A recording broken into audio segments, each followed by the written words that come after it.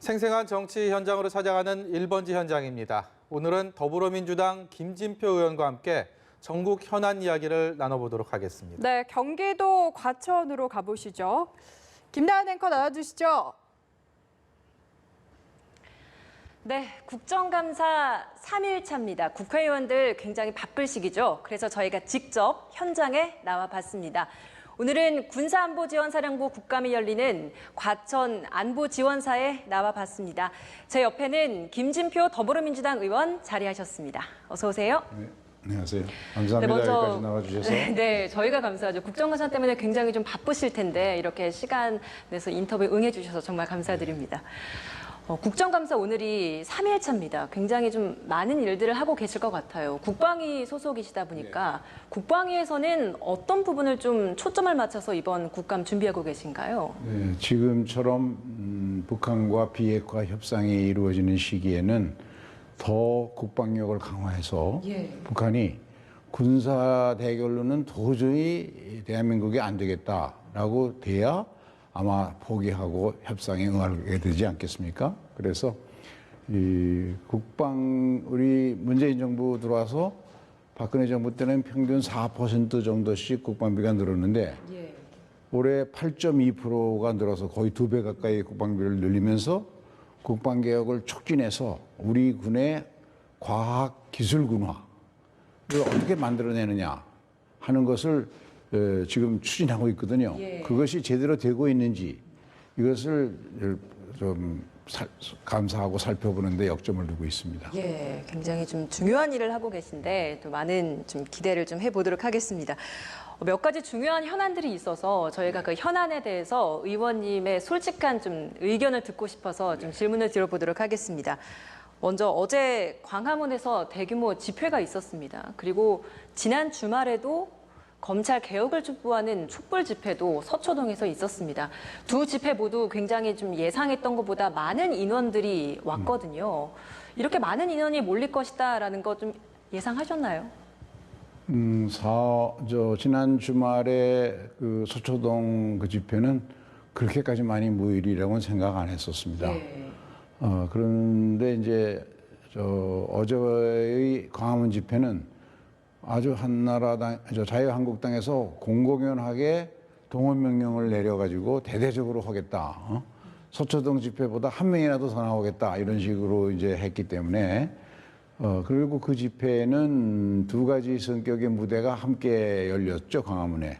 하나는 전광훈 목사가 주도하는 저희 태극기 무대가 있었고 또 자유한국당이 주도하는 그 조국 퇴진 무대가 있었는데 두 무대가 한나라당 정치인들이 왔다 갔다 하면서 거기 공유했으니까 본래 평시에 자유한국당이 광화문 집회해도 그 태극기 부대가 더 많이 모였었거든요. 근데 그 두 부대가 합한 데다가 자유한국당이 전국적인 동원령을 내렸으니까 많은 인원이 나왔던 것은 예상할 수 있었죠. 민주당에서는 어제 한국당이 이렇게 집회에 참여한 걸 두고 굉장히 좀 비판을 하고 있는 것 같습니다. 의원님께서는 좀 어떤 견해신가요? 우리가 비판하는 이유는 어제 태풍이 불어가지고 주로 한나라당이 정치적으로 자유한국당이 정치적으로 책임지고 있는 그런 현역 의원들을 배출하고 있는 지역에서 경북 포항이나 영일이나 울진이나 이런 데서 많은 피해가 있었잖아요. 많은 사람들이 10여 명이나 사망하고 또 실종되는 사람들도 너댓 분 계시고 그러면 양식이 있는 정당이라면 적어도 동원령을 내렸더라도 그 지역은 오지 말아라. 그런 게 맞았죠. 근데 우리는 지난주에도 그랬지만 당 지도부가 서초동 집회에 나가거나 하는 일은 금기로 알고 일체 관여를 안 했습니다. 다만 전현직 우리 당 의원들이 공감한 사람들이 한 10여 명 현장에 나가서 개인적으로 조용히 참여했을 뿐이죠. 그런 것에서 큰 비교가 된다고 생각하는데 지금 국민들이 민생 문제가 어렵잖아요. 그런데 이렇게 장외 세대결을 마치 자랑으로 내세우는 이런 정치 행태, 부끄러운 거죠. 태풍 피해 때문에 현장을 챙기는 게 더 중요했는데 그렇지 않은 부분에 있어서 좀 비판을 하는 것이다라고 말씀을 하시는 거죠.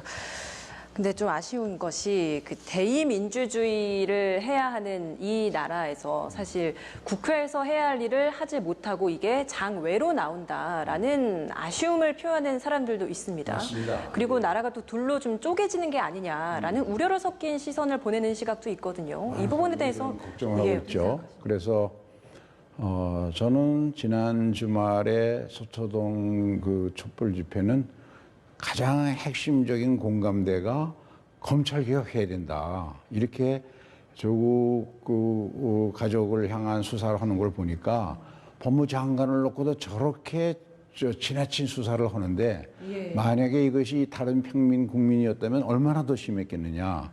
그러니까 그거에 대한 공분과 우리가 이대로 가서는 안 된다. 대한민국을 더 이상 검찰공화국이라는 오명을 받게 해서는 안 된다.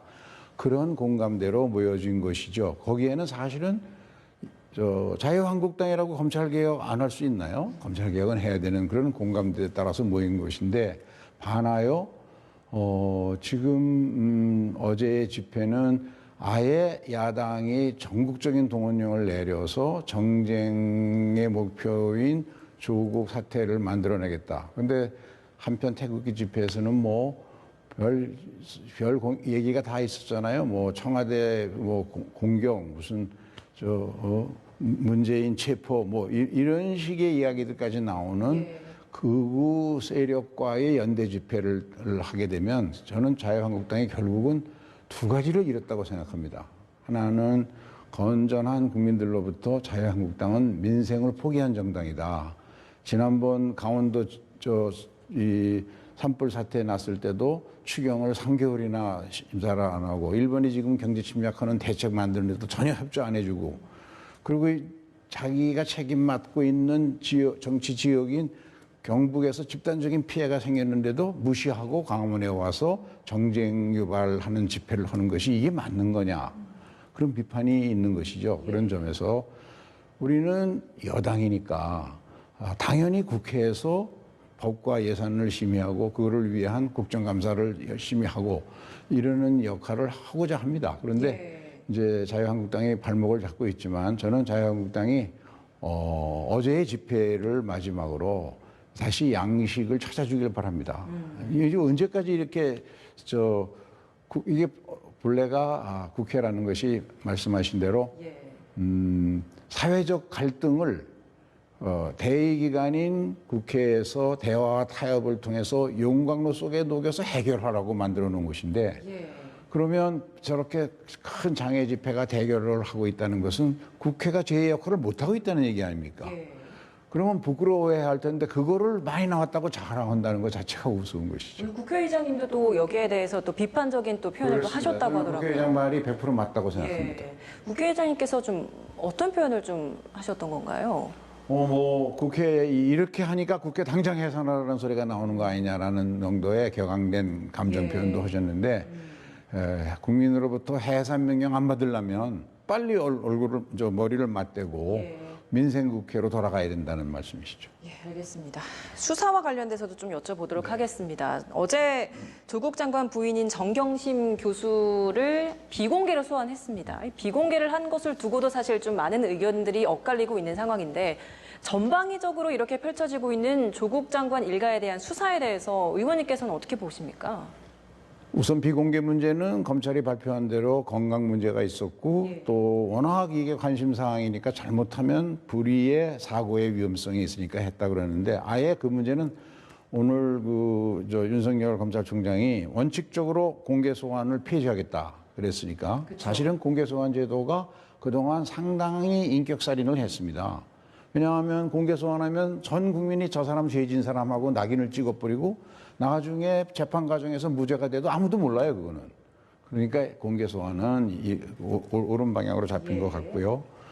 그리고 이제 검찰 수사에서 제일 문제는 그동안 기획 수사를 했다는 얘기를 듣지 않습니까? 범인과 범행 방법을 미리 머리 좋은 검사들이 짜놓고 거기에 맞춰서 끌고 가기 위해서 언론에 피의 사실을 유포해서 언론을 그렇게 유도해가지고 기정사실화해갖고 단죄하고.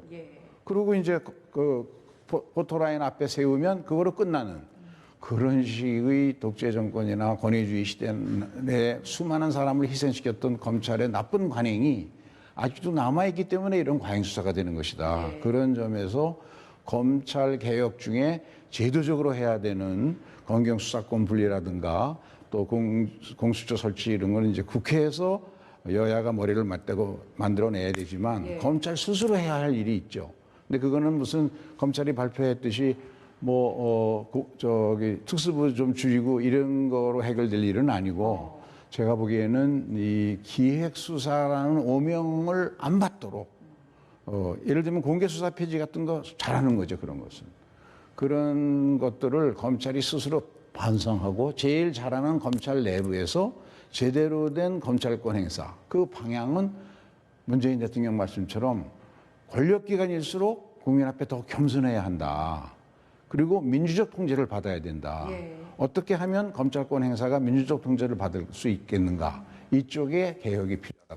그러면 검찰 측에서 내놓은 자체 개혁안, 그러니까 처음에 내놨던 게 언급해 주셨던 특수부 축소하는 문제, 그리고 사실은 윤석열 총장이 만든 게 아니라 문무일 총장 때 다 발표한 겁니다. 준비를 하고 있었던 차원이었죠. 그리고 검찰 차원에서 하는 것들이 그 특수부 폐지, 그리고 파견 검사 복귀, 지검장 차량 지급 중단, 여기에 또 오늘 나온 것이 두 번째로 이제 그 소환 조사, 공개 소환 전면 폐지 이 부분인데 가장 의미 있는 것은 공개 소환 폐지라고 생각합니다. 여기에 피의 사실 유포를 절대 하지 않는 내부 통제 장치를 만들어서 그리고 검찰의 여러 가지 평가나 이런 것에 민주적 통제가 들어가도록 하는 검찰 안에 스스로 개혁 방안을 만들어내야 된다고 보죠.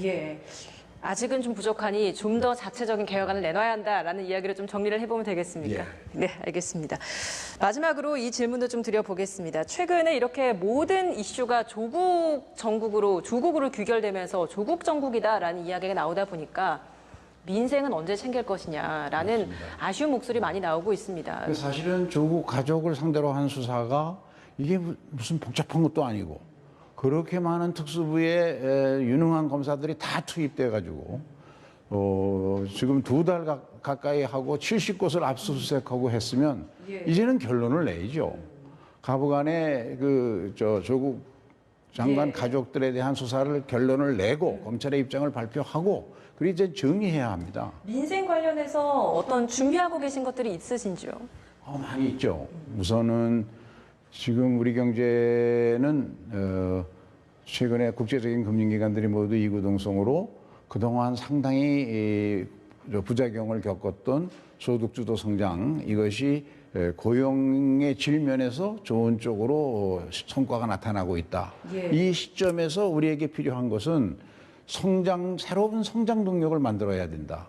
그것은 기술혁신형 스타트업을 육성해야 하는데 그거를 위한 금융개혁이 시급하다. 왜냐하면 우리나라처럼 자기 퇴직금 갖고 사업하라 그러면 사업할 사람 하나도 없죠. 퇴직금은 가족끼리 마지막 보루로 먹고 살 돈이고 실제로는 자기가 갖고 있는 기술이나 경영 노하우를 금융기관이 제대로 미래 가치로 기업 가치를 평가해줘서 그거에 금융기관이 투자해야만 그것을 힘으로 스타트업은 어느 나라나 생기는 거거든요. 근데 우리는 금융기관이 지금 그걸 전혀 못합니다. 이런 개혁을 빨리 국회에서 입법을 통해서 해줘야 됩니다. 알겠습니다. 오늘 말씀 정말 감사합니다. 앞으로도 좋은 의정활동 기대해 보겠습니다. 고맙습니다. 감사합니다. 네, 과천에 나와 있는 안보 지원사에서 더불어민주당 김진표 의원과 이야기를 나눠봤습니다. 앞으로도 저희는 직접 현장을 찾아서 일하는 국회의원들의 모습을 생생하게 전달해 드리도록 하겠습니다. 지금까지 1번지 현장이었습니다.